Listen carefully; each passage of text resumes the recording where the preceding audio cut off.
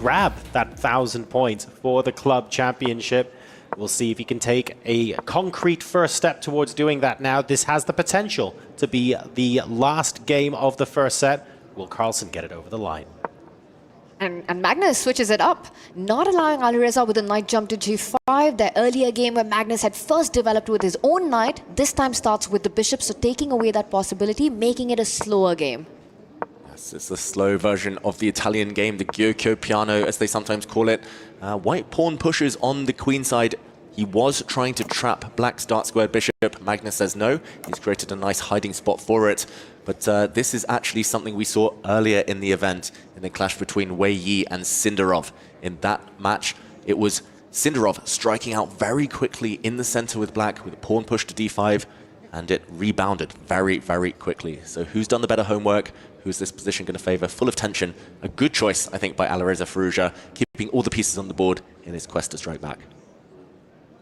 And again, these openings, so much about the nuances and the subtleties of where your pawns are, where your bishops are placed. Will he move it back to b3? Will he bring the rook next to that central file? Magnus has done his homework. He doesn't go for that d5 break, so which was premature earlier on in the game. And h3, taking away bishop to g4. No pins there. Magnus retreats with his own bishop, and we see thematic plans being played out here. This is very standard stuff for the Italian game. It's all about maneuvering up until around move 20 when things often start to open up. But for now, one black knight is landing on the g6 square. Those two black knights are going to act as guardians of the black king, maybe leaping forward if given the opportunity to attack. And normally the white knight does the same. It echoes by going back to f1 and parking itself on g3. Only then will they decide what to do with the center, with the rest of their pieces.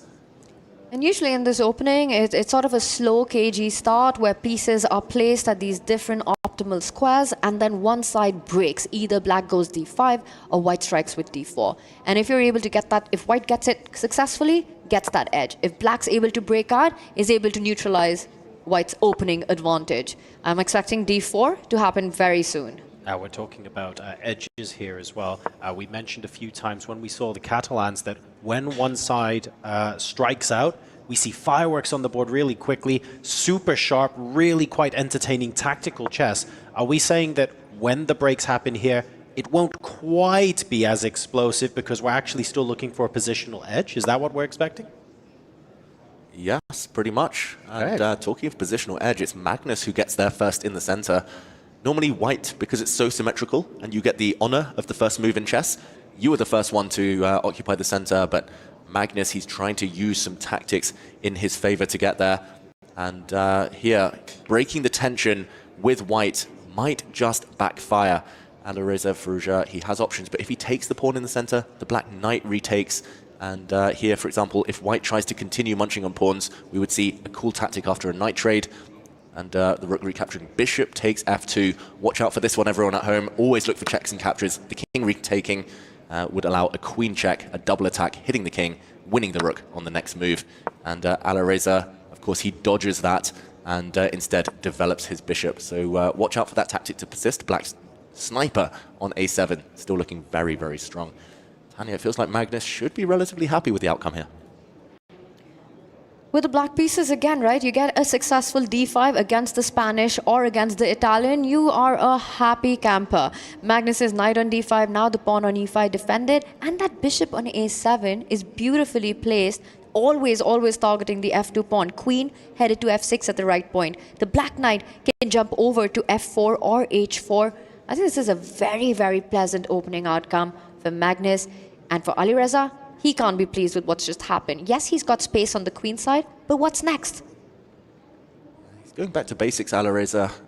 I've been watching his game since he burst onto the scene, even before he was a teenager, and he's been playing the Italian game, game in, game out. He went away from it for a few years, but he's back to his favorite opening. That shows he believes that his nature, his style can hit Magnus Carlsen.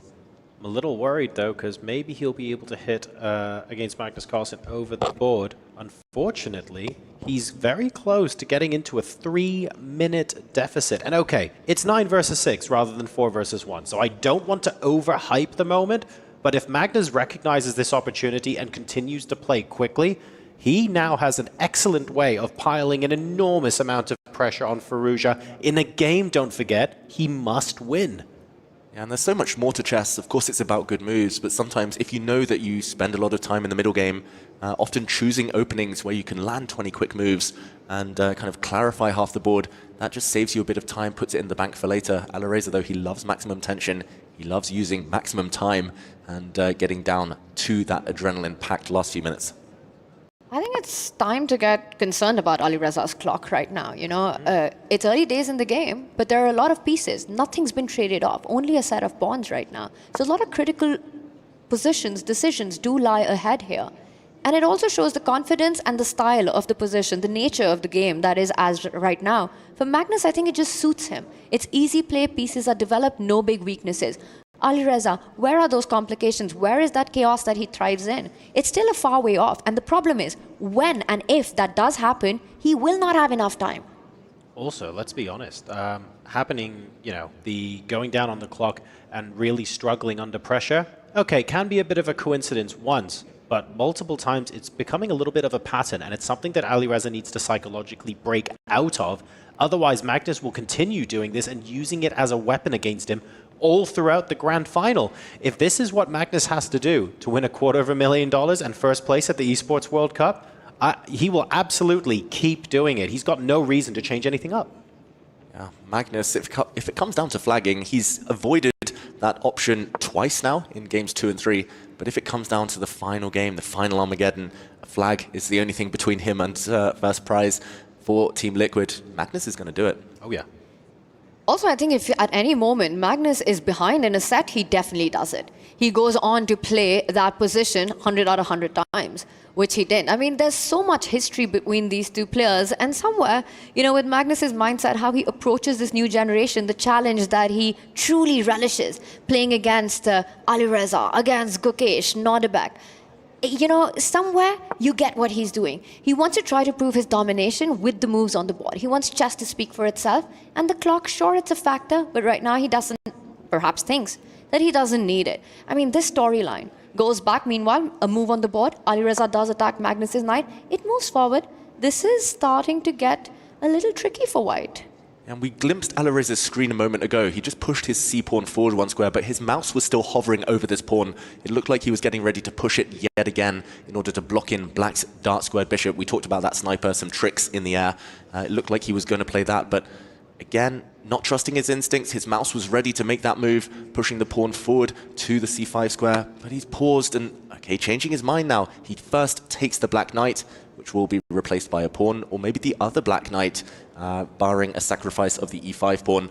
And Alireza, the clock time, 4.5 minutes down. Something's just off with the pace. He needs to speed up, as well as try to land a blow on the board. He's so good when his clock runs down, but again, not when he allows his opponent such a big advantage on the clock. We choose to recapture here with the knight.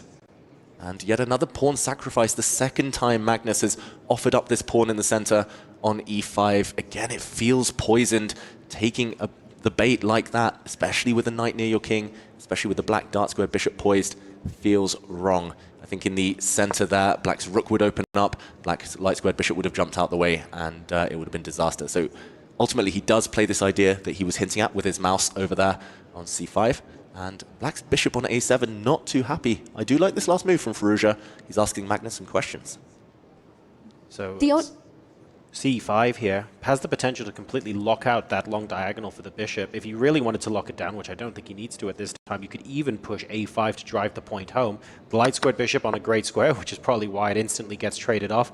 And yeah, Magnus not particularly happy with the lack of scope for the dark squared bishop in the long run. Why not lash out at this straight away?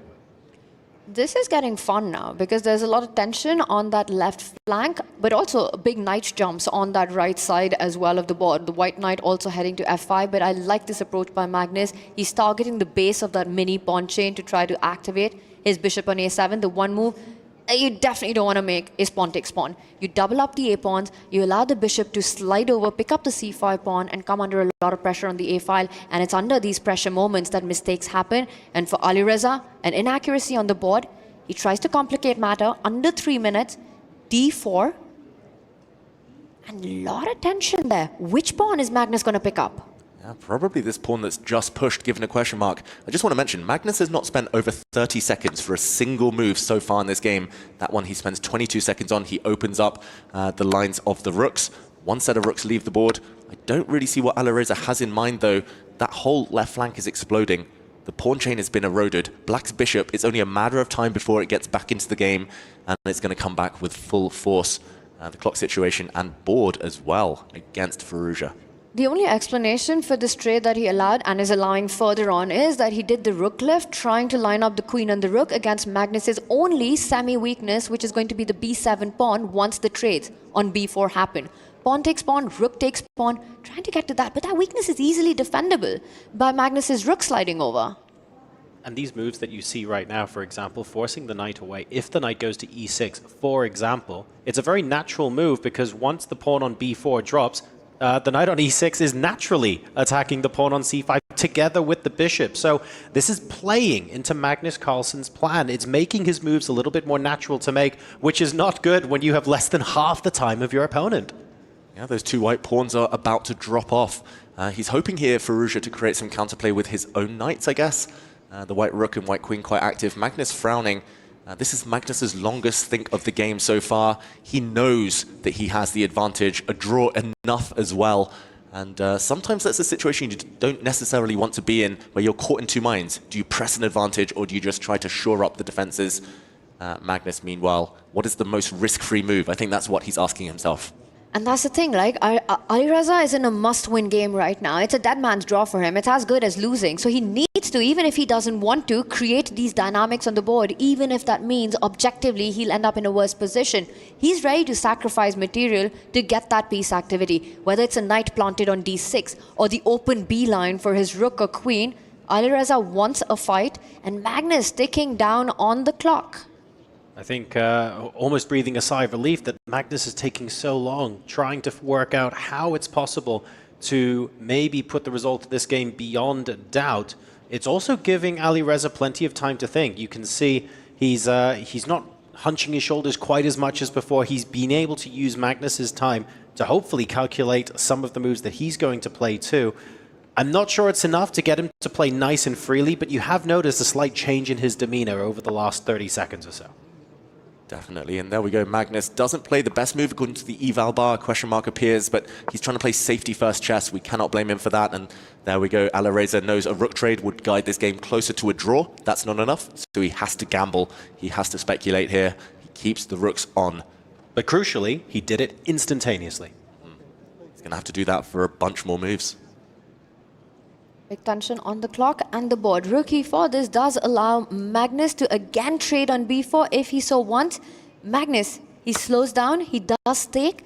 After rook takes pawn, that rook on d8 can slide one step forward and defend that b7 pawn. And still the attack on Alireza's weakness on c5 continues. Alireza, he played the previous move instantly. He's gone back into the tank here. About 15-20 seconds invested and counting. Problem is that black bishop is so close now to breaking its way back into the game. The black knight coming back. The white knight's so far unable to get in. You know, if you have to beat Magnus Carlsen, then you need to make the most of every single aspect and element of the game. You have to be up on the clock. You have to play the opening perfectly. Middle game, try to complicate things. End game, technique on point. And so far, the biggest problem in this match for Alireza has been the clock. Because in those final moments, we've seen the blunders happen. It's beginning to look like the way to beat Alireza in this grand final is to give him choice. Because that is what Magnus Carlsen is using against him right now. I'm going to give you choices where you're trying to calculate when maybe the position and your clock certainly is calling for you to use your intuition a little bit more. Otherwise, you risk making mistakes in another minute. And it seems like 10 times out of 10, Alireza is choosing to hard calculate instead of trusting his intuition, which is odd because his intuition is so good. That's the reason why he is such a beast when his time gets low.